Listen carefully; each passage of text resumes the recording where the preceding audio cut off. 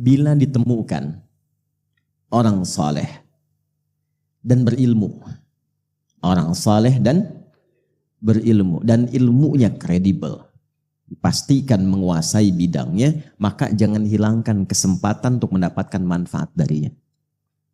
Ini ada misalnya para kiai atau habaib atau ustadz-ustadz, kita tahu ilmunya bagus, kredibel, mengajar di satu tempat, silahkan ambil manfaatnya. Nah dulu para ulama saleh kita, itu sahabat itu diburu sepeninggal Nabi, karena dari mereka bisa didapatkan informasi dari Nabi dan keberkahan. Yang mahal itu berkahnya. Ya, itu yang mahal. Berkah itu ziyadatul khair, bertambah nilai kebaikannya. Ya, contoh begini. Ada kesan di para ulama kita, dan ini riwayatnya tersambung. Kalau sedang gelisah itu seringkali di antara ulama pun cari ulama lain yang terlihat lebih soleh. Cuman untuk datang melihat wajahnya saja. Setelah itu pulang lagi. Jadi melihat orang baik itu auranya sudah berbeda. Kadang-kadang cuman kita lihat saja, tenang hati kita itu. Ya, makanya Nabi sering berpesan kan? Ya, ada orang-orang yang ketika kita lihat wajahnya itu kita ingat Allah, kita ingat akhirat. Ya kan? Ada orang yang kalau kita lihat kita ingat utang, langsung pergi lagi. Baik. Nah, jadi ada kondisi-kondisi itu. Nah, para sahabat itu diburu sepeninggal Nabi. Di antara yang masih hidup, itu ada namanya Al-Irbad bin Sariyah. Maka dikisahkan, ketika sampai di kediaman beliau, itu sedang kurang sehat. Maka datang kemudian mengatakan keduanya, atainaka zairina, aidina, muqtabisina. Dalam riwayat hadis demikian. Wahai sahabat mulia, kami datang ingin bersilaturahim mengunjungi Anda. Sekaligus kami dengar sedang kurang sehat, kami ingin menjenguk. Ya, bayangkan, ini pelajaran kedua. Silaturahim yang dibangun oleh orang-orang saleh itu dasarnya lillah, bukan materi dunia. Karena itu sehatnya bersilaturahim, sakitnya bersilaturahim, sukanya bersilaturahim, dukanya bersilaturahim. Pelajaran pentingnya adalah jika ingin membangun persahabatan yang baik, yang erat dan kuat, lekatkan nilai persahabatan itu karena Allah, bukan karena materi. Jangan bangun persahabatan dengan harta benda. Ketika harta berkurang, hilang persahabatan. Jangan karena kedudukan. Ketika kedudukan hilang, tuh kaget kan? Ya. Muncullah kemudian hal-hal yang tidak diinginkan. Tapi lakukan karena Allah, maka Allah turunkan keberkahan dan keridhaan di dalamnya. Jelas? Baik. Kemudian muqtabisin, ini poin pentingnya. Kami datang untuk berkunjung, sekaligus menjenguk karena mendengar Anda kurang sehat, tapi mohon kami tidak ingin kehilangan kesempatan mendapatkan pengetahuan terbaik dari Anda yang tersambung pada Nabi Sallallahu Alaihi Wasallam. Selalu mencari peluang-peluang untuk mendapatkan tambahan-tambahan kebaikan. Kalau bukan ilmu, ada pengalaman, ada akhlak yang bisa ditiru. Sibukkan hidup kita tuh untuk seperti itu saja. Terus tunggu sampai wafat, simple. Dipraktekkan dalam setiap pekerjaan kita. Anda di perusahaan, silahkan praktekkan akhlak mulia itu. Kedisiplinan, kejujuran, kebaikan. Dibawa ke rumah tangga, praktekkan. Sesuai dengan profesinya, tunggu ajal datang. Selesai. Baik, lantas apa jawaban sahabat Al-Irbad? Ini dasar kita. Faqala radhiyallahu ta'ala anhu, kemudian beliau merespon. Tolong di highlight kalimatnya, jazakallahu khair. Shalla bina Rasulullah sallallahu alaihi wasallam. Satu kali kami berjamaah bersama Rasulullah sallallahu alaihi wasallam, beliau mengimami kami. Thumma aqbala alaina. Setelah selesai sholat itu, beliau menghadap ke arah kami. Fawa'adhana mau'izatan balighah. Lantas beliau memberikan pesan yang sangat dalam sekali. Sebagian komentar dari beberapa sahabat, seakan kami merasa pesan ini pesan perpisahan dari Nabi Sallallahu Alaihi Wasallam. Jadi ini diantara hadis yang disampaikan Rasulullah menjelang wafatnya. Dan ini diantara pesan terkuat. Ya, karena itu kalimat nabinya nanti saya ingin berikan wasiat. Nih, saya kasih gambaran gini ya, ilustrasinya. Saya tanya antum ya, kalau ibu sakit ya dengan ibu sehat, Ibu saat sehat kasih nasihat didengar tidak? Oh, kenapa jawabnya pelan? Ibu sedang sehat kasih nasihat didengar tidak? Oh, terjadi perbedaan pendapat. Nah, nanti jangan lupa tahajud ya. Iya, mah kemarin juga tahajud. Tenang aja. Yang kedua, ibu sudah pakai infus, tabungnya 2. Nafas sudah sesak. Anda jenguk ke rumah sakit, ibu bilang, nanti tahajud ya nak. Ya, ingat sama mama ya. Gitu respon Anda bagaimana? Iya mak, insya Allah. Ya kan? Lebih kencang lagi. Nah, pesan yang diberikan oleh orang menjelang wafatnya, kenapa disebut dengan wasiat? Ya, asalnya wasiat itu bukan pesan orang akan meninggal, bukan. Asalnya wasiat itu pesan yang kuat yang harus didengar dan dilaksanakan dengan sungguh-sungguh. Karena itu di Quran pun banyak Allah berwasiat. Wa wassaynal insana, kami wasiatkan. Allah tidak meninggal. Wa huwa hayyun la yamut. Ya kan? Nah, jadi asalnya pesan yang kuat. Kenapa dilekatkan pada orang yang akan meninggal? Karena setiap orang yang sudah di ujung hidupnya itu pesannya lebih cepat didengar dan kuat dibandingkan saat dia masih sehat. Jelas? Nah, balikan lagi, Nabi mau meninggal kasih pesan. Orang tua kita yang bukan Nabi saja kasih pesan kisah dengar, apalagi Nabi yang sayangnya luar biasa, melebihi sayang ayah dan ibu kita. Rasulullah. Karena itu ketika menyampaikan pesan penting ini, sikap semua sahabat itu sudah dengar, khusyuk dan baik. Dan optimal untuk melaksanakannya. Apa kalimat Nabi? Usikum bitaqwallah was-sam'i wat-ta'ati wa in 'abdan habasyiyah. Sebelum saya wafat ini, kata Nabi, saya ingin berpesan yang kuat. Jagalah ketakwaan kalian di hadapan Allah. Jaga takwa kalian. Takwa itu gambaran konektivitas kita dengan Allah. Disebutkan sebanyak 240 kali dalam Al-Quran. Nanti wujudnya banyak. Ada sholat. Kan sholat pertama di Quran dibuka dengan kalimat takwa.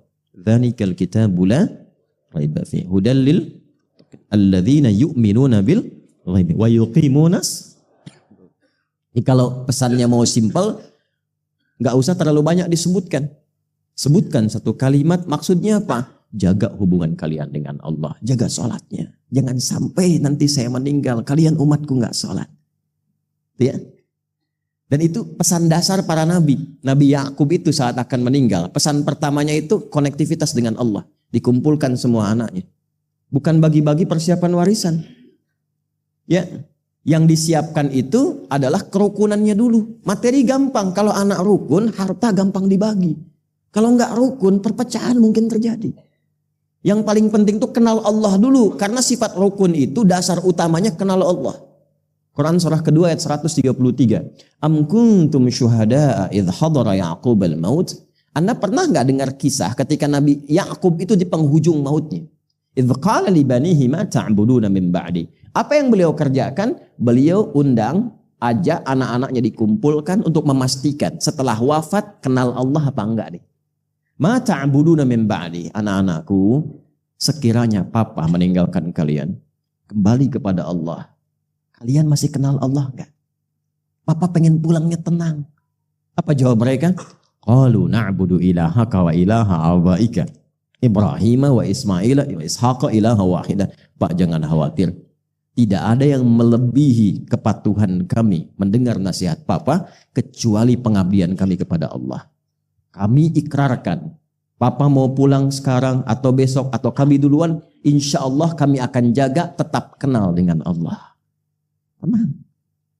Anak yang dikandung, diberikan ASI, disayang-sayang dan sebagainya. Di penghujung usianya dia mengatakan, tenang mah, saya akan jaga sholat. Tenang Pak, saya akan baca setiap ayat-ayat Quran di penghujung kehidupan ini. Supaya mendapatkan nilai yang lebih baik. Tenang. Itu poinnya. Maka Nabi mengatakan, itu untuk semua, untuk kita. Umatku. Dalam era beliau, sahabat-sahabatnya di hadapannya. Tapi informasi ini mahal, ditujukan dan dihimpun oleh para ulama hadis sehingga sampai ke kita untuk memberikan pesan. Ini bukan pesan Nabi kepada sahabat di zamannya saja, bukan. Termasuk kita saat ini. Usikum bitaqwallah.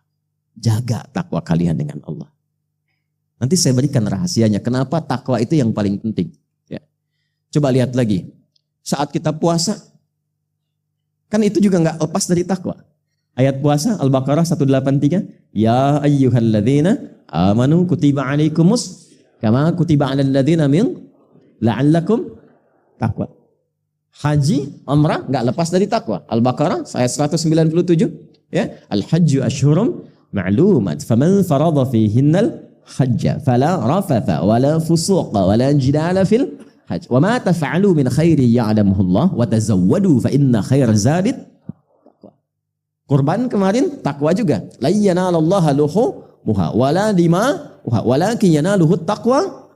Takwa semuanya. Jadi ketika Nabi mengatakan, aku mau wafat. Aku ingin pastikan jaga betul hubungan kalian dengan Allah. Apa sifatnya? Jaga sholat ya. Puasa ya. Kalau sudah punya kemampuan kurban ya. Kalau sudah cukup bekal haji umrah ya. Supaya apa? Wa may yattaqillaha yaj'al lahu makhraja. Kalau kalian punya masalah karena dekat dengan Allah, punya Allah, Allah tuntaskan semua persoalannya. Jadi dengan takwa itu nanti tingkat terdalamnya kita merasa punya Allah dalam diri kita. Kalau sudah merasa punya Allah, hidup ringan demi Allah ya akhi. Ringan sekali. Karena merasa punya Allah. Kita nggak sedih saat ada persoalan. Karena punya Allah yang pasti memberikan ketentraman. Kita nggak akan sedih saat belum diterima pekerjaan. Karena kita merasa punya Allah yang sudah mengatur yang terbaik untuk kita. Itulah takwa. Ya. Wattaqullaha la'allakum tuflihun. Tingkatkan takwamu kepada Allah supaya engkau lebih bahagia.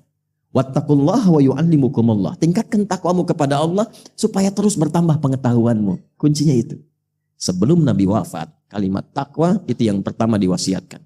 Itulah rahasianya. Kenapa setiap pekan khatib Jumat memberikan pesan takwa. Itu. Kemudian wasam'i wa ta'ati. Kalau sudah jelas, sudah paham, dengar patuh. Maka kita sebutkan sami'na wa ata', bukan sami'na wa nanyaina. Kami dengar, kami konfirmasi. Ya, kalau udah paham, lakukan. Subuh 2 rakaat, sudah 2 rakaat saja, nggak usah banyak dibahas. Wah, berdiskusi mencari dalil kenapa subuh 2 rakaat. Udah dua aja, semakin dicari, semakin nggak sholat nantinya. Paham? Ya. Kemudian jaga hubungan baik dengan yang mimpin kalian siapapun. Doakan mereka, mereka mendoakan kalian dan saling menyarankan pada kebaikan. Walaupun mungkin tidak ideal seperti yang kalian rasakan. Nanti ditafsir di hadis Muslim nomor hadis 1855 dari seorang sahabat bernama Auf bin Malik al-Ashja'i. Ya, tusalluna alaihim wa yusalluna alaikum. Nah, apa hubungan dengan bahasan kita? Perhatikan redaksi berikutnya. Man ya'ish minkum ba'di. Siapapun yang hidup di antara kalian setelah saya wafat. Itu batuk. Siapapun yang hidup di antara kalian setelah saya wafat. Man itu menunjuk laki-laki, perempuan dengan semua gender, dengan semua tingkatan lintas sosial. Semua, siapapun. Fasayara fihi ikhtilafan katsiran. Siapapun yang hidup setelah saya wafat nanti, dia akan mendapati banyak sekali perbedaan-perbedaan. Beda pandangan, beda pendapat yang mungkin mengarah pada perselisihan. Nah, ya. Kemudian apa kata Nabi? Fa'alaikum bisunnati wa sunnatil khulafa'ir rasyidin al-mahdiyyin min ba'di. Maka aku berikan rumus, kalau kalian temukan perbedaan-perbedaan dalam bidang apapun dalam hidup, maka cara mengatasinya kembalilah kepada sunnahku, bagaimana aku menuntun menyelesaikan persoalan itu yang juga dipraktekkan oleh para penggantiku setelah aku. Dan sepakat ulama nanti di situ kiranya ada 4. Abu Bakar As-Siddiq radhiyallahu taala anhu, Umar bin Khattab radhiyallahu taala anhu, Utsman bin Affan radhiyallahu taala anhu, dan Ali bin Abi Thalib radhiyallahu taala anhu. Itu kalimat Nabi sebelum beliau wafat, setidaknya memberi pesan setelah beliau wafat, akan muncul banyak perbedaan-perbedaan yang terkadang mengarah kepada apa? Perselisihan. Baik beda pendapat sebabnya ataupun juga beda pendapatan. Ya, saya ke Bogor kemarin, ya angkot ingin mencari pendapatan karena beda, mendapatkan satu kesusul yang lain, marah. Di bisnis dagang, kan persaingan beda-beda, tiba-tiba berselisih, ya. Ya kita nggak usah masuk politik. Yang kita ingin tarik yang paling cepat saja. Nah ini yang penting untuk kita bahas. Ironisnya, perbedaan yang mengarah pada perselisihan itu terjadi bahkan dalam praktek keagamaan. Jadi poinnya, beda kunut dan tidak kunut, debat. Sehingga ujung-ujungnya nggak ada yang ke masjid. Kosong. Padahal tahu yang salah yang tidak sholat subuh. Beda baca bismillah, apakah keras ataukah silent, ribut kan? Ya dan seterusnya. Dan sekarang lebih parah lagi. Perbedaannya mengerucut, pertumpahannya mengerucut, orang yang nggak ada, ya tapi tulisannya ada. Yang satu bikin status, yang ribut yang komen. Pindah ke media sosial, Instagram, di Facebook dan macam-macam. Sekarang kelihatan wajahnya, saling jawab di YouTube dan sebagainya. Muncul. Ternyata 15 abad yang lalu sejak kalimat itu diucapkan, sekarang menemukan momentumnya dan kita harus kembali kepada sunnah Nabi bagaimana menyelesaikan.